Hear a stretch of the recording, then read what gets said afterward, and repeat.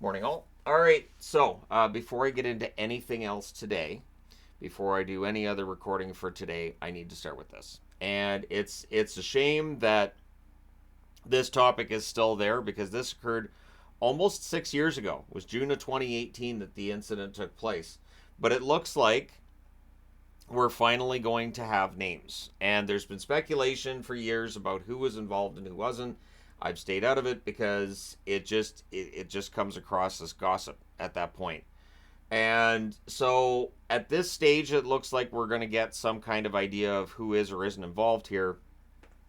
Five members of the World Junior Team Canada squad from 2018 have been given a timeline to which they are expected to surrender to London police, and it sounds like that's going to happen.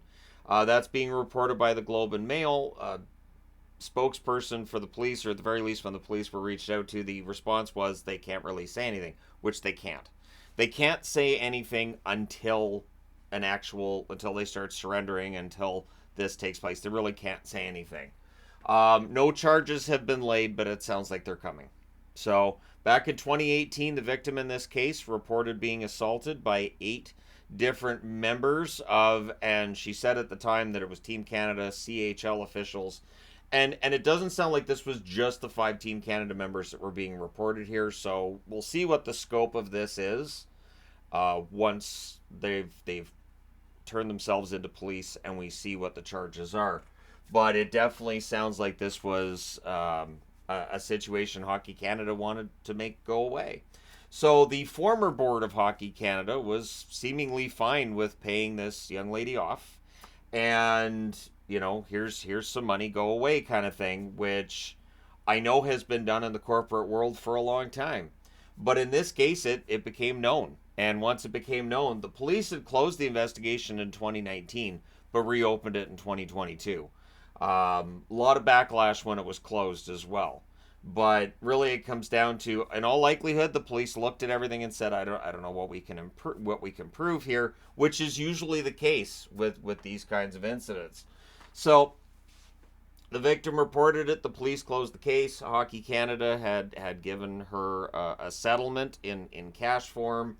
I'm sure that she thought, this is probably all I'm going to be able to get. The police have closed the investigation, so I guess that's that. But Hockey Canada has admitted they didn't do enough to address that the team members who were reportedly involved and the culture around that as well. And they understand now that they need to address that kind of toxic behavior. There are programs in place now that were not in place then. Not that I think programs necessarily would have made a difference in this case, but at the very least, it would have given Hockey Canada that amount of cover that they do not have when it comes to the 2018 incident. So the questions are out there, and certainly, Dylan Dubé takes his leave from Calgary. Okay. Carter Hart takes his leave from Philly. Okay. Today, Alex Formenton has been granted leave by his European League team that he's been playing for. All 3 of these players were on the World Junior team in 2018. And that speculation's been out there. That speculation's been out there for a long time. I've stayed away from it because, again, until we see something from the police, speculation doesn't help. But it feels like this adds up a little bit too neatly, that at the time we're hearing 5 members of the team are being told to surrender to police. Now we've got 3 members from that team at the same time all being granted leave. So media's talking about this, and a lot of fans are talking about this, and then the question becomes one of, what does the NHL do here? So if we end up with a trial, and if the trial says, there's not enough here to convict, but there's a lot of messy details that come out during that trial, depending on whether or not there's a publication ban, all this other fun stuff, like, what does the NHL do? So if the charges don't stick, do they all just come right back into the NHL? What happens here? And if they're convicted, obviously, then the NHL, it becomes pretty easy then for the NHL to say, yeah, no, they're not coming back. But we'll see what happens. It is a messy situation. Obviously, Hockey Canada, they lost their sponsors and they lost government funding until changes happened and heads rolled at the top.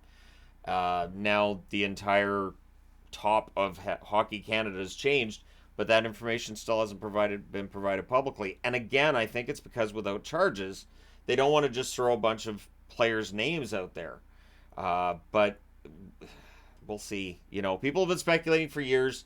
The one thing that kind of threw me off was when a player would come out and say, "Yeah, I had nothing to do with it." Fans would just go, "Okay, it wasn't him then." And almost every player came out and denied. So they were like, "All right, so the ones that denied it weren't involved."